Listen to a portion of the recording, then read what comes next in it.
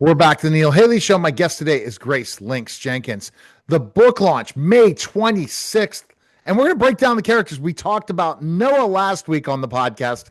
Now we're going to get into another character. As a writer, I know you're so detailed, you don't have a lot of main characters. You have a lot of background characters, but there's only a few main ones. But we've only talked about Noah because he is your main character in the story. But let's talk about some of the other characters. Yeah, absolutely. So Noah is not the only one with these powers. There is another consultant who works with him, and she shares those powers. And there is another main character who actually has different powers from normal sensing. So while Noah's is focused on seeing through other people's eyes, this person's powers are about being able to project their perspective onto other people so that these people will share a collected perspective, a collective perspective. So it's basically like a hive mind of sorts where, and if you have these kinds of powers, you can get away with a lot of things. You become a huge threat in a way because you can manipulate others. So with that power comes a lot of easy corruption within anybody who would have those. Okay, so basically that's how you come up with some of your next characters.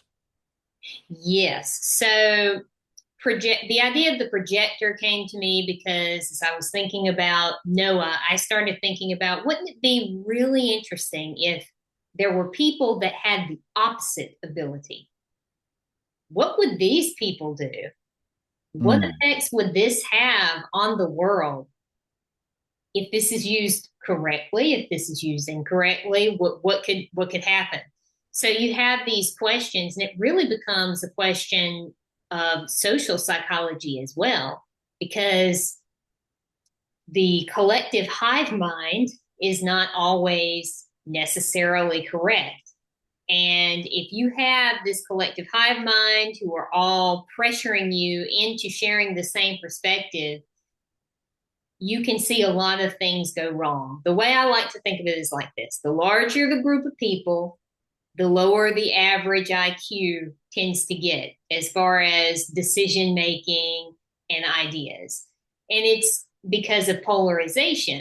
If you have a bunch of people in these little echo chambers, they're going to reinforce each other. And eventually you get to a point where there's not really much logic inside of these groups. Right. There aren't. Yeah. And you have to figure out that logic center. So these projectors, are they named? They have names, these characters, or not? Yes, they do have names actually. I'm not going to reveal them at the moment. No, you got to buy the book. Okay. Yeah, No, but would you say that the projectors are the next main character of Next to Noah? yes, I would definitely say that projectors play a huge role in this novel. And these projectors, are they the next main character? There's not really other characters after the projectors. I would say there are some other characters after the projectors as well. You But have Noah's boss, Craig, who's just a normal guy, basically a father figure to Noah. And then maybe I could see Noah's older brother, Tyler, being an essential part of the plot as well. interesting. So the projectors are the protagonists. We're going to learn about them by reading the story. It must happen very quickly into the process, right? Where you kind of mention them. So May 16th, I mean, May 26th, you just got to go ahead and go to Amazon and find site Grace Lynx Jenkins and literally purchase the book and got to start reading. Now, does it make you upset? It's only a one time. You're not going to write a second book for this. There's no series. It's over after one and done for this one. It doesn't necessarily make me upset because I feel like this project is complete. I am Ah, excited because now I have other projects that I can do because it's like as an author, you have 50 gajillion ideas that you want to chase. So once you get done with one, it feels good. You're still functioning off of the happiness that you have completed this idea and now you can move on to the next one and it just kind of keeps going on and on and on. That's how I like to think of it. and your next book is not going to be related at all to something like Sight. No, it's not. It's actually going to be a fantasy series, a pure fantasy I series. think, but some of this has fantasy in it. Oh yeah. You have to educate me the first time. Yeah. Oh yeah. And so, what time period will this fantasy series be in? I'm not entirely sure on that just yet. I'm working on the outline for the first book this month. I've been working on it. Hopefully, I can get the outline done in June, and then in the next few months, we will see. I would love for it to be done in the next few months, but it really does all depend. It sounds like it. Yeah, it's and just getting it going. And this book might take less time, you think, than this last one? Yeah, probably so. That tends to be a pattern that you see with a lot of authors. It's like the first book takes forever, and then the ones after that are a little bit easier because you kind of semi know what you're doing. But for me, it really does depend. I do think that this one will take less time, but it's more about looking at the plot and the characters and going, okay, am I satisfied with this before I continue on? It's not necessarily about, is this perfect? It's more about, okay, is this good enough for me to sit down, make a first draft, and then worry about making it into something better later on throughout the editing process. And that process is interesting.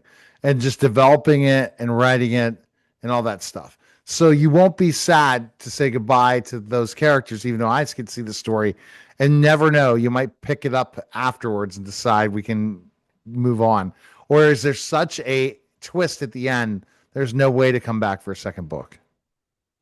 Yeah, I suppose it would be the way that it works is that if I were to make this into a series, I feel like it would undermine the standalone book entirely. There are some stories that you can write where you're like, oh, yeah, this is a series. I can see all these different things. This book for me, I'm like, nope, I've completed this arc. Everything wraps up here. If I tried to continue this, it would probably turn into one of those TV shows that just keep going on forever. And then eventually the plot kind of falls off, the characters fall off. That's how it tends to work.